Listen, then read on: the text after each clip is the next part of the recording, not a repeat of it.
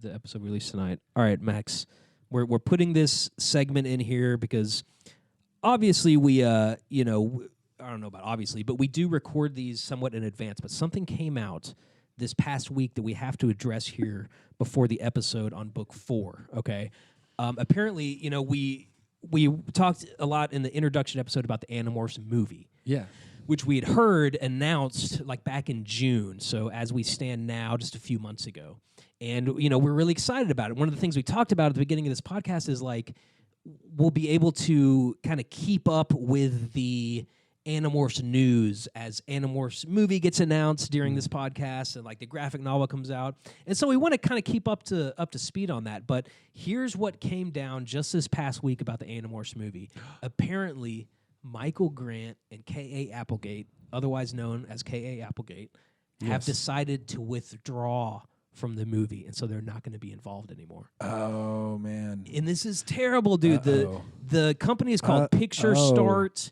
The company making the movie is called PictureStart, and they were involved. But now this is actually what Michael Grant tweeted on October 28th. He said, "Want to clarify, PictureStart is not up to anything nefarious. Decisions we had hoped to be involved in were made without us, as is their legal right. But we have a policy. We don't claim or accept credit for things we didn't actually do." And he also said in a separate tweet, "Since we weren't actually doing or contributing anything, we bailed. The alternative was pretending to you people that we were beavering away being brilliant. Well, no, that would be silly. We wish PictureStart the best. We hope they make a great movie." Max, your thoughts? Well, first, I'm a little disappointed that they're not going to be as involved as I'm sure everybody would like them to be, with it being, their baby and everything. It's them. Like, how are they going to? Why would they do that? Why would PictureStart do that? Yeah, it's like doing the whole Harry Potter series without having J.K., on the side going, But she was involved in it, right? Exactly. Yeah, she was. She was heavily involved, from what I understand, like with every single movie. But, this doesn't bode well in my mind for it being as good as I was hoping it was going to be now, or as true to the original series and ideas and everything as I was hoping.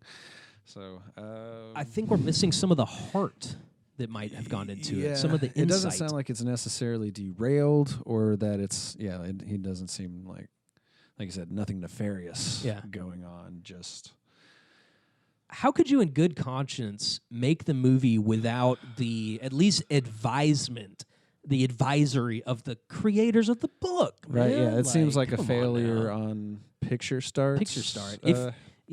For not doing more to involve them and make sure that they're a more integral part of the movie making process. Right. Yeah, that's what you got to have that, man. Like, you got to have it's. I feel badly about it. I feel like it's gonna sort of cheapen the experience, and so do a lot of other people, especially on the Animorphs subreddit. I do have some. Seems like it's probably going to be more commercialized than it should be. Yeah, I'm afraid now it's going to be a new DB evolution. Ooh, yeah, not good. I'm not totally sure what that means, but the one and only live. Well, it's not the one and only, but it's the the live action Dragon Ball interpretation movie that was made where like Goku's a kid in high school. Okay, like a white I do remember kid in whenever high that school. came out. I almost would like to see Animorphs after Grind's graphic novel. I almost want to see Animorphs like in the movie in a animated form. But regardless, PictureStart is the company. There is some people reaching out to PictureStart on the Animorphs subreddit. I have a link in the description to this episode, whether you're listening on YouTube or listening on Spotify or Libsyn or Apple or whatever, to contact PictureStart. And you can talk to Jessica Switch, who's the VP of Production and Development, Neil Krishan, who's the Executive Assistant, all these different people. And you can reach out to them and say, hey, we're not going to watch this movie, and we're not going to be super excited for this movie unless K.A. and Michael are involved, Catherine and Michael. But shocking news in the Animorphs universe. But regardless, ladies and gentlemen, we got a great episode coming up right now for episode 4. Any last words, Max? Before the first words of the podcast before the first that we're going to get into? No. Nice. Well, okay, maybe a little bit more about the whole movie news. Man, Yes. fun. Yeah. I'm really scared for this movie now. Still gonna I had watch high it. hopes. I still do have high hopes. I'm still excited to see. I just hope it's not product. bad. I just hope it's But not yeah, bad. but I'm also with you. I would love to see like an anime version of. I think that would be the most efficient way because morphing is just kind of goofy looking, no matter how you cut it. And also in the books, it takes like Especially 2 or the 3 way that they minutes. describe it in the books, they like it's necessarily like weird and disgusting. And I think that'll detract attention away from the heart of the story and the bravery of these kids and the battle. Just like, oh, look how they look funny when they morph. So I think a cartoon would be a better way to go. I really do. Yeah. I honestly do. But y'all enjoy this episode. Remember to follow Only Annie Pod on Instagram and go subscribe to the World's Only Animorphs podcast YouTube page. We're waiting for the Animorphs to come back, but until then, we fight. Together. We fight. That's right. Here we go. Enjoy the episode, guys. Cassie. Okay, so we have supposedly the same book, supposedly both first pressings of Scholastic, but you're on the cover where it says Animorphs. Mine has a gold background, and yours has a white background that's see-through. And the letters are see-through, but your letters are white. It's weird, man. And then we notice in the back, mine does have a 1998 copyright printing on there. So this is something we're finding out. Each week, we go through and we find out different little things. So even though the dedication page, it says, for Michael, says copyright 96, and it says first Scholastic printing October 96, it's actually printed. Some of them are actually printed 2 years later in 98, which you can tell if you go to the very, very last page where it says know the secret, and then it has the order form for all the other ones. So interesting how they do that. It's like they had a leftover page and they just... Does yours have the same picture on it? No, okay. So yeah, you've got like an updated picture up here. It looks like you've got either a hybrid morph going on, or maybe that's an Andalite. Yeah, some Andalite's eyes is what it kind of looks like to me. But mine's got the picture from the very first book, The Invasion. The finger reaching down, touching Jake's morphed lizard. It's probably him acquiring. Yeah, exactly. And that you don't see in the first book at all. You don't see that artwork anywhere else. No, yeah. I'm going to have to start paying attention. That almost looks like the same lizard that they used from that book, but like the same... Oh, right. Image, the same exact picture. Like 3D print of the lizard. So I guess people would look in the back of the... Did you ever order other Animorphs books from the back? Never ordered from the Scholastic. Yeah, never mailed in or anything like that. Always went to a bookstore for mine. It says, please, on this order form in the back of the book, it says, please send me the books I have checked above. I am enclosing blank dollars. Please add $2 to cover shipping and handling. Send money or check order. No cash or CODs. What is COD? Cash on delivery. Cash on delivery, okay. Yeah. Huh. Please allow 4 to 6 weeks to delivery. And it has the website, the URL, scholastic.com/Animorphs. You want to go to that and see, and see what it is?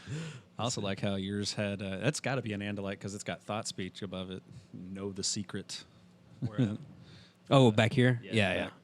Yeah, know the secret. I like that. It's in the greater than, less than bubble. Yeah.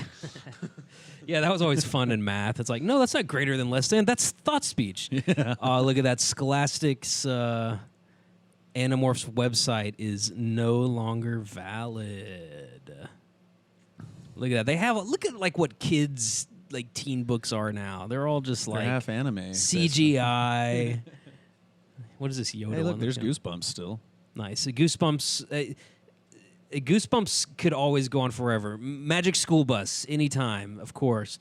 I think maybe they just lost the rights to Animorphs. No, man, I was on the Scholastic book site not too long ago, a month ago maybe, and I found It was there? the majority of them. Yeah, I had to search for Animorphs. Can you buy them on Scholastic? Yeah, They I think so. See- A select number of them. But it was all like the most updated, like with those lentillic covers that you The had. lenticular covers? Lenticular, yeah. Scholastic Animorphs. Here we go. So, the Animorphs wow. series. What is it? Let your tween dive into K.A. Applegate's epic series about 5 normal kids with limitless abilities. Yeah, There you go. And they're $6.99 from here. That's almost double the price, man. It really is, dude. That's inflation, bro. Yeah, That's crazy. I mean, to be fair, was this like 20 years? That's not too bad. That's crazy, man. 20 years ago, dude. That's why. I guess that makes perfect sense, though. We were children. So, book 4, by the way, I'm Michael. And I'm Max. And this is the world's only Animorphs podcast, as you probably heard in the intro, which at this point we have not yet recorded. Yeah. But so as this is released, we're still recording these, booking them, stacking them. So where are we at in the series? This is book 4. Book 4, man. Tobias has been caught in Morph. The message. They visited the Yerk pool one time. They've gone up against Viscera 3 times, and it seems like the formula has been set up. Yeah. Like they encounter a problem at the beginning, they acquire a morph that might work for it, and then they go and do the mission at the end. And in the meantime, Marco's got to figure all the specifics out about how they're going to do it, because he's apparently the only one that watches spy movies. Marco, the great comic relief in this. He's always See, this good. is what I was also curious about was I never saw any of the kids get morphed. In the back of mine, on the very back page. It was a last competition, thing, right? Yeah, you would. There were 3 lucky winners, supposedly, that we will select one answer in October 96, December 96, and February 97. And it was, you've read how the Animorphs change into animals they can touch. Now you can get morphed too. So you would send in 20 words or less, tell us what animal you want to most morph into and why. And then they give you some examples of different ones that they've basically already used in the book: lizard, jungle cat, bug, swift bird. And if you win, your answer will appear in an exciting new Animorphs book with before and after pictures of you. And then the special experts will morph, quote unquote, your photograph, showing all the steps of your morphing, just like in the Animorphs cover. That I never never happened. saw did it? that. I never saw it either. I mean, I'm going to be on the lookout as we continue through the series, because I'm pretty sure I've got almost all first-run books in my collection. And I don't ever recall seeing that. And I remember looking for it as a kid, because I was like, ooh, I want to see how they do that. Yeah. And like maybe they'll do the contest again later on, and I can, okay, that does look cool. Let me submit my shit. We're finding out now as adults it was probably just a fake thing. Marketing, capitalism taking over Animorphs. Yeah.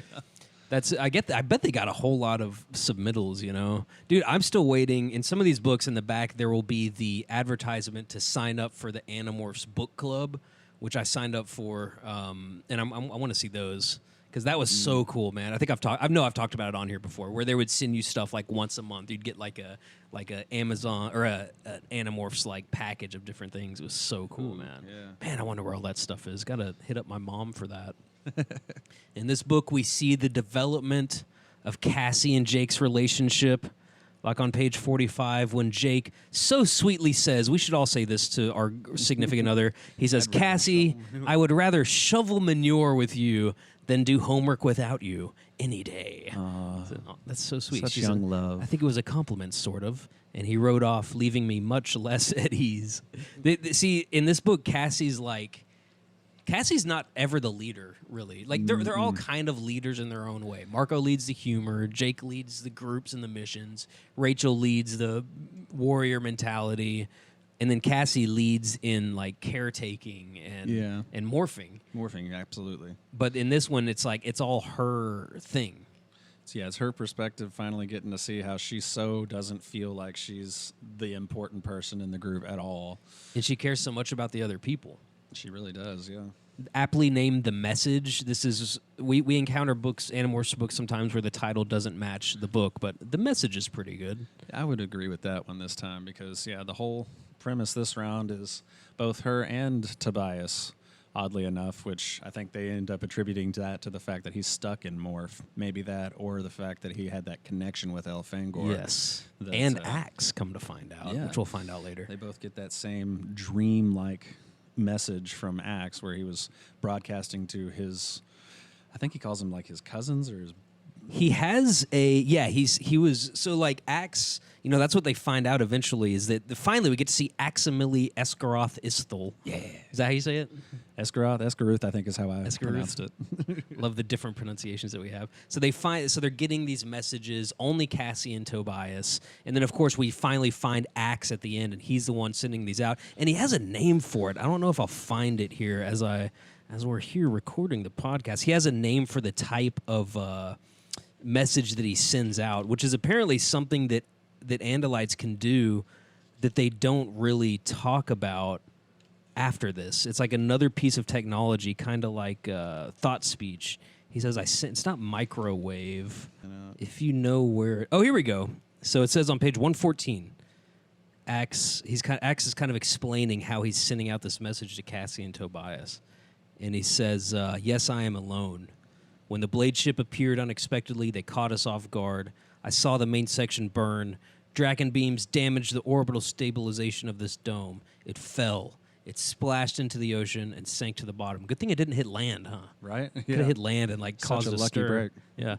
He says, I've been here for 3 weeks, hoping my cousins would come for me, hoping that some survived. Finally, I risked sending out a mirror wave call. Mirror wave call. Mirror wave. They never mentioned that, but it works by, and he just trails off. Elfangor would not want me to say that. I feel like if he was willing to give them the morphing technology, he'd be okay with you saying how that works. But Axe didn't even know that there were humans. I think that was just a cop-out on her part, not wanting to go through a description. Yeah, right. Oh, we can't explain it. It's called mirror wave, you know. Mm-hmm. But apparently that's like a huge thought speak blast out that reaches whoever has Andalite technology. Axe didn't know that his cousins died and his brother died, and that he didn't know all this stuff, and so that must have been surprising to him. Yeah, I mean, in the couple pages before, when she starts talking about their encounter and how he already knows who was this Andalite you say was killed, and she's saying, I can't remember all of his name, but part of it was Prince Elfangor, and he says the Andalite jerked as if he had been hit. His entire body seemed to quiver. His deadly tail arched high in the air. It's funny how their tails reflect their mood. Yeah. Because whenever he's like, "Who's your prince?" and they all look to Jake. They all look to Jake, and Axe's tail lowers. It's like it'll raise. It's like their whole personality in there. Almost his bow. And we find the first time in this, for the first time on page 125, that's the first time Jake says, "Don't call me Prince," because isn't that something they say throughout the series? Axe will be like, "Prince Jake," is like immediately, "Don't call me Prince." Yeah, drop the Prince. I love that. I love the Rachel, let's do it. What does Marco say? He's like, let's get out of here, but he's got his expression that they say in this. Yeah. And then basically Jake do we have to, essentially? Yeah, that's kind of Marco.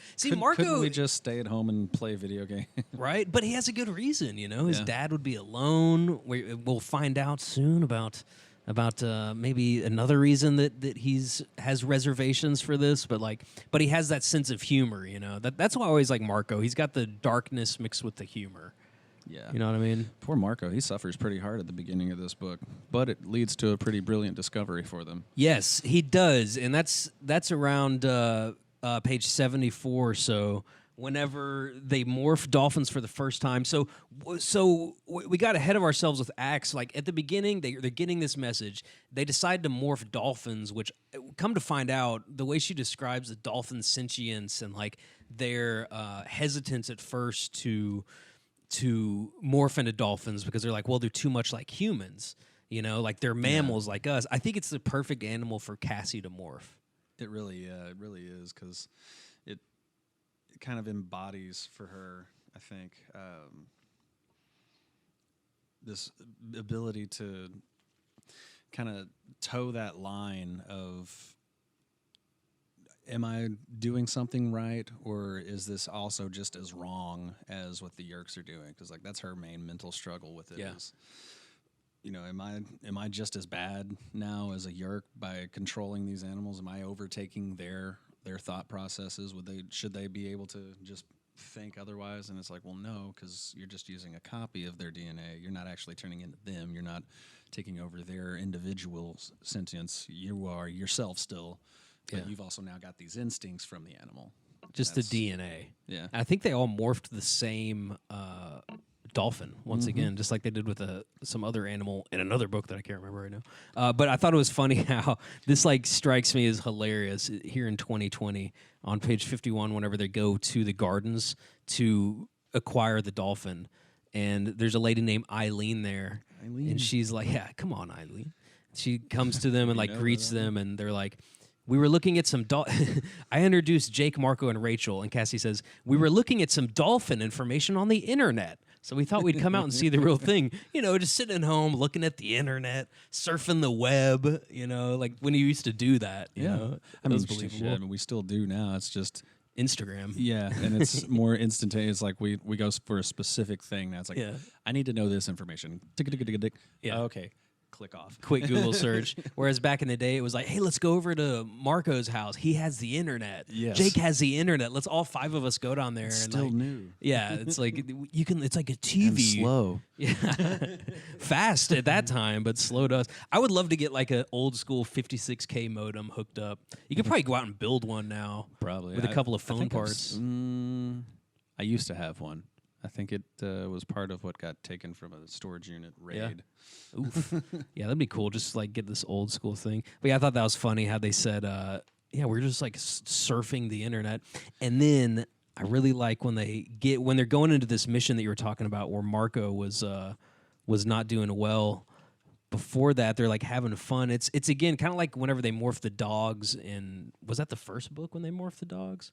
Yeah, they morph. Yeah, they morph Jake's dog, and he's just describing like how fun it is. This is like that, where he's like, "Life was joy," or she was like, "Life was joy. Life was a game. I wanted to dance. I wanted to dance through the sea, so I did."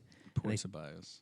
Yeah, I know, right? Yeah, he's up in the air watching them. Thank God they have him though, because I feel like it's super advantageous to have somebody monitoring the battle, and they might not have thought of that. You know, had Tobias not gotten caught in morph, and they had to. But I feel like, let's say Tobias had not gotten caught in morph, I feel like Marco probably would have been the one like monitoring everything. Yeah, you know, and he wouldn't have been forced to go into the battle with the rest of them like he is now. I wonder if he'd even have the gorilla at that point. Yeah, or if he, because I feel like that was one of his first ones that he acquired. Was they all went in and got like quote unquote battle morphs from the gardens the first time. Yeah, so.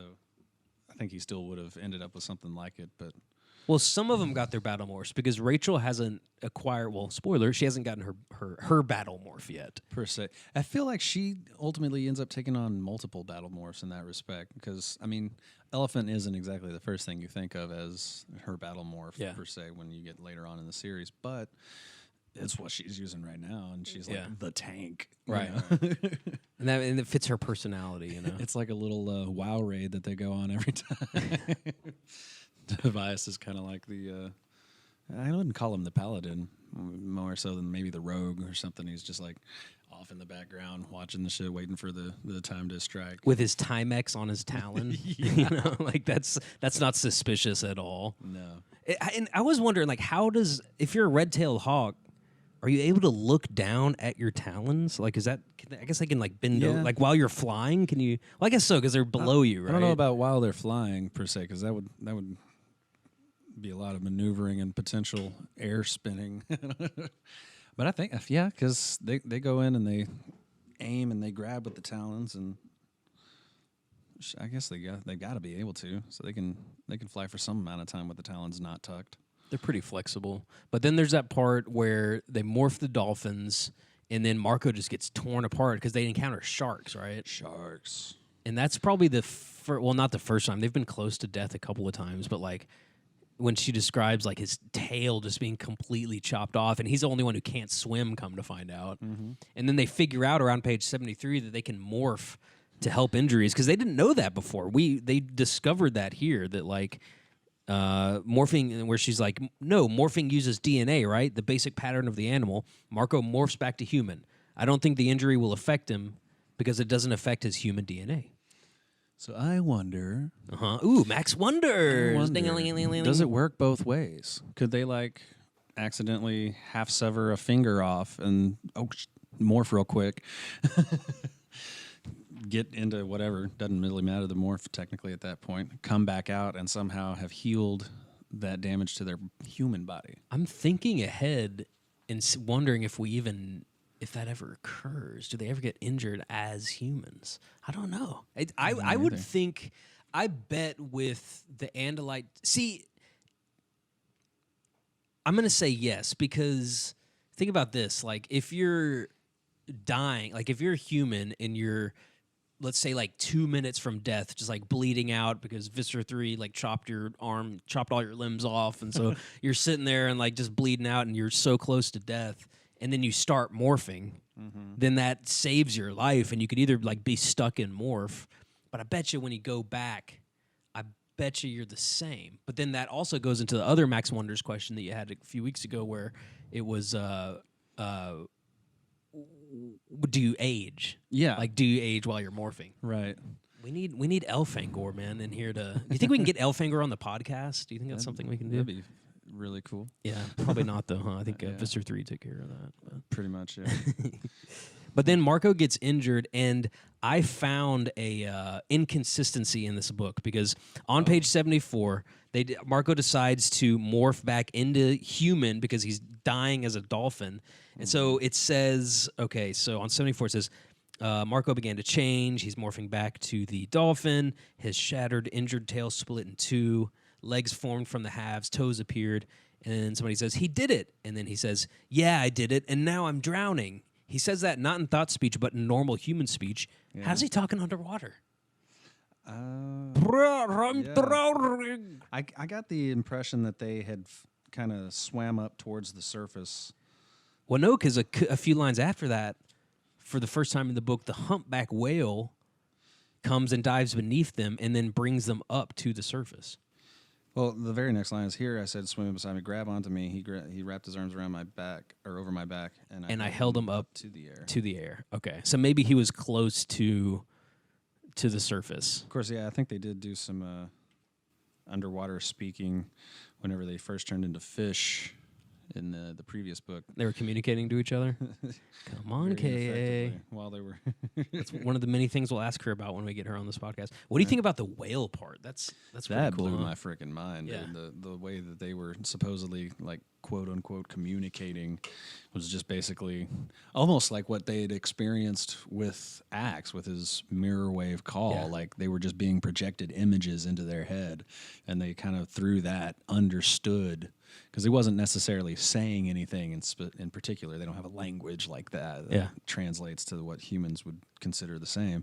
They're just transferring thoughts and ideas and pictures and images. And from that, she was able to interpret and gather the fact that, oh, okay, they were kind of close. This is exactly basically where they are, using a combination of that knowledge and their echolocation that they had, which that came in very handy. It was very convenient that they went to dolphin as opposed to any other potential marine life of any kind to be underwater with. Yeah. Like they could have been a manta ray, they could have been a shark also, you know, especially since they encountered some, maybe one of them would have. That's another, I wonder. Ooh. Can you acquire a morph while in morph? No. I don't think so. You don't think so? Yeah, no. I'm pretty sure you got to be in regular morph. It's kind of like how you can't morph from one animal to another. You think? Okay. Yeah. I can agree with that because I don't ever see them having that opportunity or doing that. You just hear about them having another morph from one way or the other. Well, we'll find out about Tobias, who may be an exception to that rule, but that'll come soon. But with the whales, it's like that was such a this whole book, this particular book, is so beautiful in terms of the way it expresses the sentience of whales and dolphins. It's like, oh, the great one, you know? And when Cassie goes into this trance, or maybe I think they all go into the trance, right? When the whale is or the whale is like giving a message to them about like who he is and what he's been through, and like these like weird pictures that aren't quite, you know, words, but they're just like this sort of subconscious message to them that's like, you know, we've been around for a long time, and like, you know, you're a small one, we're the great one, you know. And it's like it's beautiful, man. And just like, because like if you think about it, as she describes in this book somewhere towards the end, is that, you know, dolphins, apparently scientists say, were land mammals at one point in time. Not too different from flip-flopped where they had been originally more on land. I think our ultimate origins came from the sea more so, and then they flip-flopped. They were one of the sets of animals that ventured back into the ocean. I think ultimately everything sprang from the sea and crawled up onto land. Yeah. They're like, screw this, let's go back. Yeah. We're going back, man. This is not great. Turtles were the same way. I think manatees, those kinds of things. I think most sea mammals, from what I understand, were that way. They were originally a land mammal that came back to the ocean after a while, just out of necessity. Dolphins do have, I think she captured the funness aspect of it. Because, like, what is the evolutionary purpose of dolphins chasing boats and, like, swimming alongside boats and riding the what do you call them? The currents from the back of the boat, whatever you call that. Yep. But it's like, because, like, you'll see so many videos of, like, dolphins just behind, one could say they might be looking for food, but there'll be 6 of them and they're just riding the currents, just like having fun. Like, how many animals just have fun? Because I think in the air it's the draft. So yeah, current works. Boat's current. It's like the things that like people will surf on behind boats. It's like dolphins just do that for fun. Wake.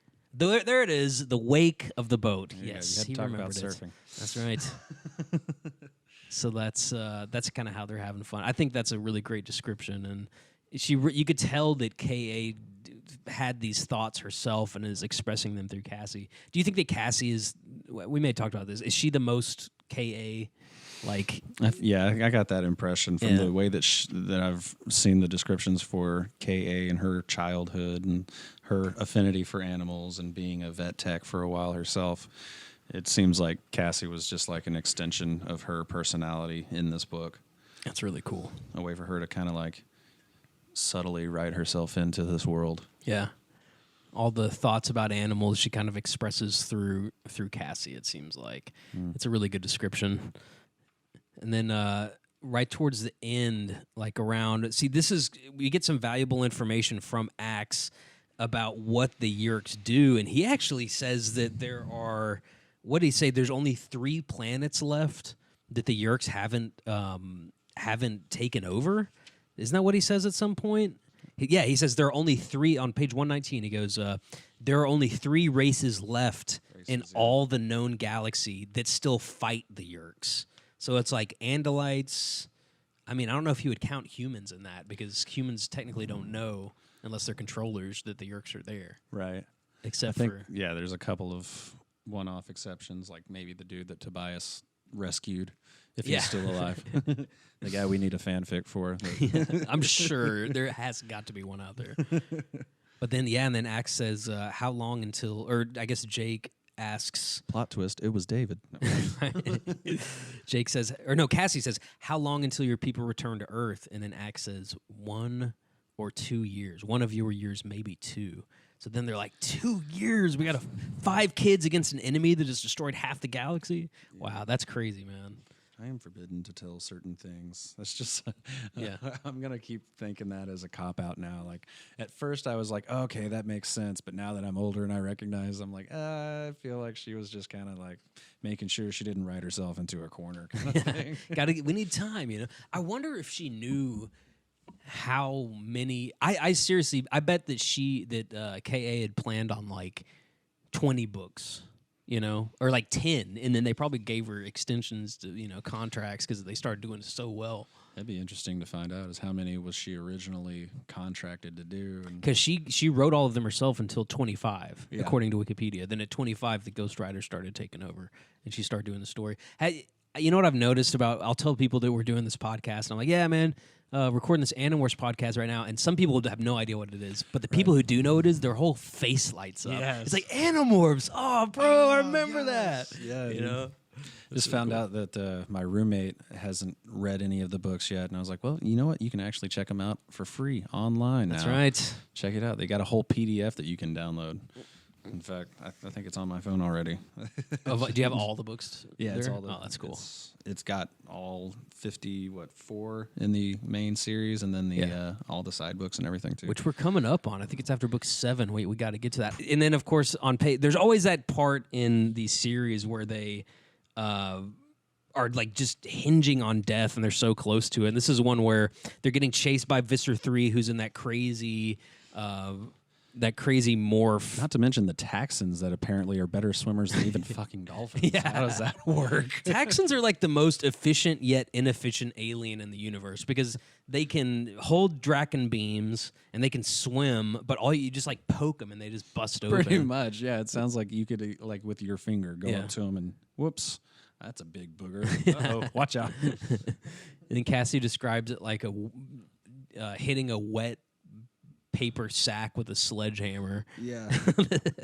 It's so descriptive. But then like Visser 3's chasing after him, and Cassie just says, "Oh man." She says, "The red and purple behemoth rushed at us. I shook with terror, but I was too tired to swim away. Help me," I cried one last time, but I knew there was no one to help. And then I let it all go and said goodbye. And that's the end of the chapter. And it's like, holy shit, they're just like dying. You know, they're it's like, all right, gonna die now. She was going to her max. These are gonna have to be the most mature, like teenage kids that have ever walked the earth. Yeah. As they face death and just accept it, you know. There's a whole like flip flop in her head, like just completely gave in. Yeah. I think they gain Axe's respect when Jake is like, all right, let's turn around and fight this thing. He's not gonna just pick us off one by one. And then they're like, 1, 2, 3. And then here come the great ones, the heroes, the whales who save her them. whale. That's right. Yeah. So what happened to Visser 3 there? Did the whales just like poked at him a lot? Yeah, they just basically kind of kept running into him and tuckered him out and allowed them a chance to kind of like get a little bit of space away. And then now Visser 3 is also in the same predicament of he's running low on time too, because basically the whole time that they've been morphed, now he's also been morphed. Minus like maybe 10, 15 minutes or whatever, however long it took him to get up to the area where they first get taxon dropped. Right. I think the dome ship is cool too. The fact that they basically and we see that in later books too, that they kind of recreate their land. And she even gets into how they have names for Andalites have names for like every bit of nature, like real things that you would think were like mundane. We've got fjord type stuff, but like even more specific than that. Like the way the sun sets on a particular afternoon behind a particular type of structure. You know, like there's a name for that. Yeah. That's like that to me. That's again like James Cameron's Avatar movies. Like these blue creatures, hello, Andalites, who are like super connected with nature. You know. Right. I wonder if he had any amount of influence from the Animorphs series. If he didn't directly, then there's definitely something going on in a storyteller's subconscious, because that's so coincidental for them both to think, okay, creature, blue, in touch with nature. You know, it's like super similar for them to have like two completely made up fictional creatures, but they're both blue. They're both like tall. They both have tails, you know, like pointy tails. Of course, the Andalite's tail is way more destructive than the Navi's tails. But like, yeah, that's something. Maybe it's just like blue, you know, like that's the biggest coincidence between the two. It's pretty interesting. We also got to see. We kind of skipped ahead from it, but the first morph that they do, because it seems like they've always got like they're getting to where they're doing like 2, sometimes 3 different morphs now in order to get through different segments of the mission. They've got like a reconnaissance morph, and then they've got a let's do it more. What was it in this one? Morph. This one was the seagull. Oh, that's right. Where they're picking out every piece of trash on the way. They're so descriptive. That's a jujube. Yeah. You remember jujubes? Oh, man. I didn't ever really get into those. I remember seeing them at Walmart on the candy aisle when I was like 10 or 11 with my friends, and that was like one of the first things I ever bought with my own money. I think, it was like allowance or whatever. Yeah. They were the worst candies, dude. They would just get stuck in your teeth. They're just cavities. Should call them juju cavities. Were they like dots? Yes, yeah, kind of like dots, but harder, like stale dots. Oh, okay, is what jujubes were. I think it's cool that towards the end, when we finally get to see Axe, taking the form of, because we see him in the ensuing books. This is probably the biggest book so far in terms of like setting up stuff in the future, just because of Axe. Yeah, of course, the first book has like the Yerk pool and everything like that, but then Axe is in this one, and so that's a huge part for the rest of the book. And then immediately Axe and Tobias have a connection when they say, yeah, this is Elfinger's brother. It's his brother, right? Yeah, it's his brother. And then Tobias is like, oh, I was with him at the end, and you can only imagine the conversations that they have from that. But when Axe acquires a little bit of all of their DNA and is a combination of all of them. And I completely forgot from back in the day his stuttering mouth thing. Right. I completely forgot about that. That's hilarious. Will say that was one of the better parts of the actual Animorphs TV show, was the way that actor portrayed the human Axe was. He was good. He was good at doing the stuttering. Yeah. The stuttering. Let's find that guy's name.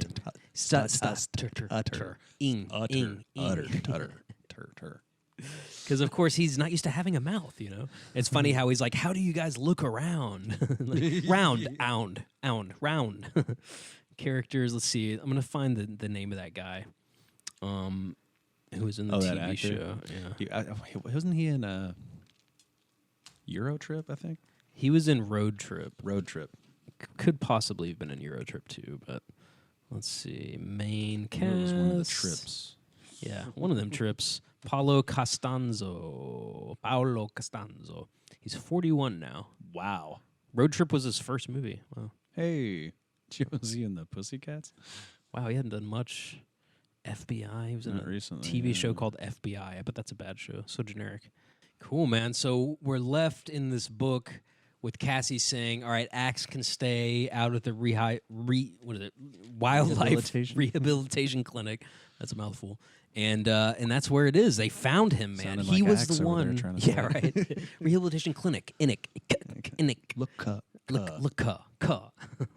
I like when he goes to the mall in a book coming up, but that's it, man. That's the message that was coming from down below. Again, a beautiful book. It always influenced my way of thinking when it comes to sentience in animals, especially dolphins. You know, that always stuck with me. In the TV series, that was one of the things that I remember them kind of almost immediately addressing, like right after they got Axe, was we're not going to morph any sentient beings. Like they refused to acquire other humans, or I think they even were going to refuse to acquire like Andalites even. That would make sense. Yeah. Unless they get permission or something like right? that. Yeah. You know. Maybe they could do something similar if and when those cousins ever show up. Yeah. To come rescue them. Do you think all Andalites are related? That'd be. I mean, by technicality, maybe, but Yeah. I guess we're all related. You know? Right. But yeah. not immediately. Like I think what you're implying. Yeah.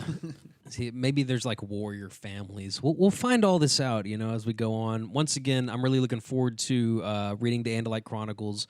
Megamorphs is coming up, dude. Did I show you my copy of Megamorphs last week or last time we did this? Maybe. I'll have to I show feel it like- to you I feel today. like you did. It came in the mail from eBay. eBay's a great source for yes. this. Of course, they're all free online. And you know, it's one thing reading from a screen. And if you got to do it that way, then by all means do it that way. But if you read these books back in the day, it's a lot of fun again to have them in front of you. And so I'm not getting every single one off of eBay because I'm not made of money, but I'm getting a lot of them. I have like book 12. I think is the next. I think I have like 8 Megamorphs and 12 and maybe 11 too. Back there that I still have hard copy, but you got them all. That's pretty dope. Yeah, I just wish I could find the other half. I know where the first half. I've got like 1 through about 24 or so. Like I think all the ones that she did herself. Yeah. Minus 2. You can quiet now. Ew. Minus 2, which for some reason that I guess is with the other half of stuff. And then like I've got Visor Chronicles out, but I know I have Andalite Chronicles. And for some reason I not only have like the full all combined Andalite Chronicles, but I also have. I think it's because I didn't realize that it was the same book, and I was oh, is this another one? Is this an extension of the story? Because it was a smaller book, and it was still called Andalite Chronicles. It was just the first like segment or the first third of the book or whatever. They broke it up into different installments. I remember that, yeah. My main takeaway from today's episode is that I'm going to start taking a closer look at the back of the books and like all the stuff that you can order, because apparently that's how to tell really which edition it is, which is, we're nerding out over here on that. Dude, I would love an Animorphs 1999 wall calendar. I would love to have that, dude. I'm just happy I've still able to find a couple of the Animorphs bookmarks.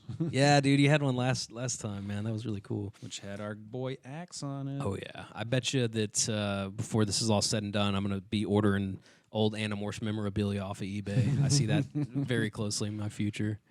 But here we are at the end of book 4. Coming up next, the first Marco book, which I'm also very excited about. Oh, yeah. I remembered nothing about the plot, and so once again, I'm going into this blind, man, and can't wait to read 5. It's going to be dope. You'd think that it being the one that introduced me to the series, I would remember that one the most. Like, that'd be the one that I can remember. Oh, yeah, this is what all happened in that. Nope. Well, it has been almost 25 years. We've killed a lot of brain cells since then. Definitely. Awesome, man. Any last thoughts on book 4, The Message? Love it.